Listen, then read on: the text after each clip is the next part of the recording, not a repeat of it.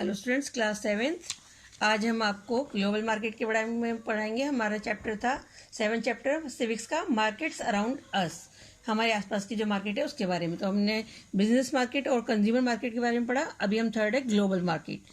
The changes in the cost of transportation, government policies and overall need for expansion have given an inputs to globalisation. The strategy of global market companies may be differ from each other, but the core concept is the same. तो जो हमारी transportation की cost होती है, government policies है, उन सबको मिलाकर जो ऑर्गेनाइजेशन होते हैं वो ग्लोबलाइजेशन के हिसाब से अपनी स्ट्रेटजी तैयार करते हैं ताकि पूरे इंटरनेशनल लेवल पर उनके प्रोडक्ट बेचे जा सके। Most global marketing companies work on one fundamental, think local act global. जो ग्लोबल मार्केटिंग है उनका सबसे बड़ा फंडामेंटल क्या होता है? थिंक लोकल एक्ट ग्लोबल, यानी कि सोचो वहाँ के लोगों के बारे में जहाँ पर आपको सामान बेचना है, और एक्ट करो ग्लोबल कि हाँ एक इंटरनेशनल कंपनी का सामान आप ले रहे हैं। तो थिंक लोकल एक्ट ग्लोबल जो फंडामेंटली काम करता है ग्लोबल मार्केट में। The companies which one come at the top of my mind are McDonald and Coca Cola. ये दोनों कंपनियां इस तरह की जो इंटरनेशनल लेवल पे काम करती हैं, और लेकिन हम लोगों के हिसाब से जैसे इंडिया में वेज नॉन वेज दोनों चलता है, तो मैकडोनल्ड दोनों तरह का हमारा को खाना परोसता है। जैसे coca cola both known for their global presence as well as for the way they customise their message based on the country they are in. Companies में be global on the basis of both business to business as well as business to consumer. तो दोनों कंपनियां global basis पे काम करती हैं और उनका बिजनेस जो है वो कंज्यूमर के अकॉर्डिंग चलता है। The challenges face by global companies are much more than these face by local companies. तो लोकल कंपनी के मुकाबले ग्लोबल कंपनीज जो होती हैं उनको ज़्यादा कॉम्पिटिशन और प्रॉब्लम्स फेस करनी पड़ती हैं। Firstly let's look at the option they have modes of entry. कि पहली बात तो ये कि उनको जिस देश में एंट्री करनी है तो वहाँ पर अपनी जगह बनाने के लिए बहुत मेहनत करनी पड़ती है। How do they enter a country? Do they partner with some local company, वहाँ की किसी लोकल कंपनी से पार्टनरशिप करेंगे। Do they export their product, या अपना प्रोडक्ट एक्सपोर्ट करेंगे। और they shift part of their operation in the country to directly establish their presence, या वो डायरेक्ट अपने को स्टैब्लिश करेंगे। Multiply these questions with the cost of operation involve as well as the amount of information which needs to be exceed. Now you know the difficulties. अभी हम problems के बारे में पढ़ेंगे। Nonetheless, global expansion is an excellent option for any company provided it has enough fund to sustain the initial expenditure required to establish itself in another country. तो global expansion जो है वो एक्सीलेंट ऑप्शन है किसी भी company के लिए कि वो अपने को इस्टेब्लिश करे अपने एक्सपेंडिचर्स की रिक्वायरमेंट को देखते हुए।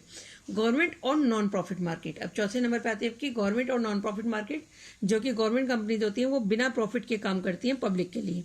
The government markets mainly involves government offices, ordnance factories, army, navy and other government department. जैसे कि गवर्नमेंट ऑफिस में काम होते हैं, ऑर्डिनेंस फैक्ट्री जहाँ पर हथियार वगैरह बनते हैं, आर्मी, नेवी, ये गवर्नमेंट डिपार्टमेंट है जो कि नॉन प्रॉफिट मार्केट होती है इनकी।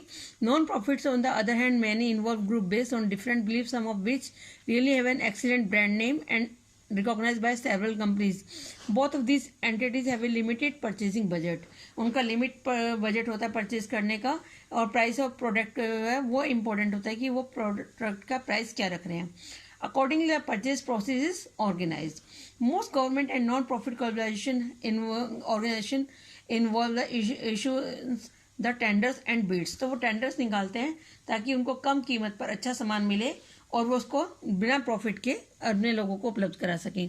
The one to the bid lowest is known as L1 and the one to bid the highest is known as H1। Naturally L1 wins the bid.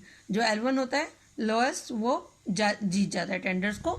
There are several companies which have modified their product specified for the government market to come L1 these tenders and bids. The product may be bit inferior, nonetheless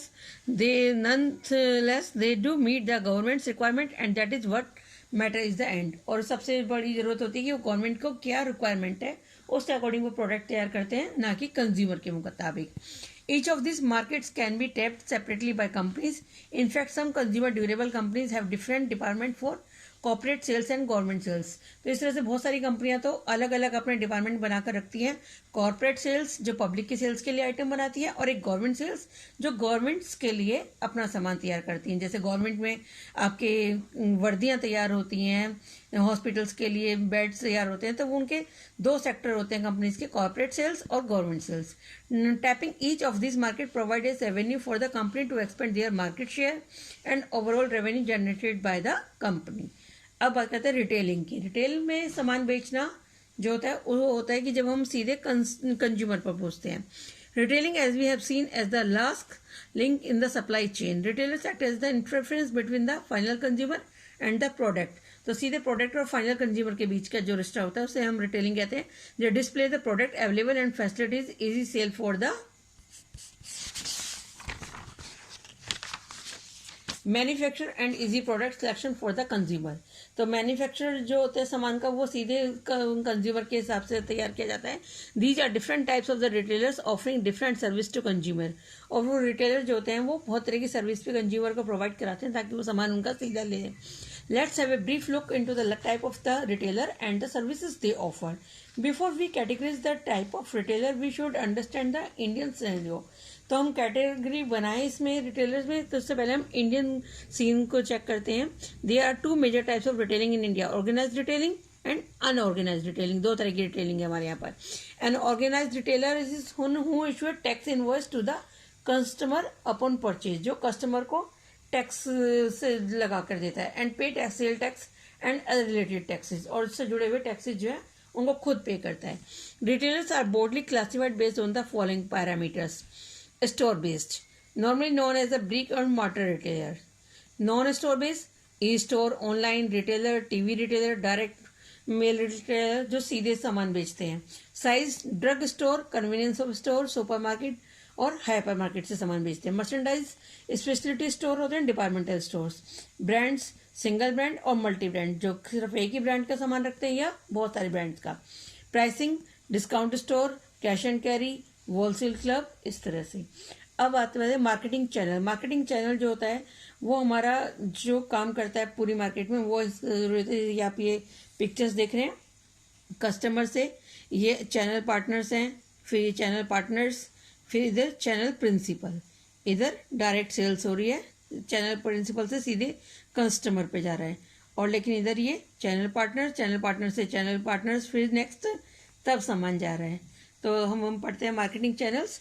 A marketing channel is a set of practices और activities necessary to transfer the ownership of goods and to move goods from the point of production to the point of consumption and such as while consist of all the institution and all the marketing activities in the marketing process।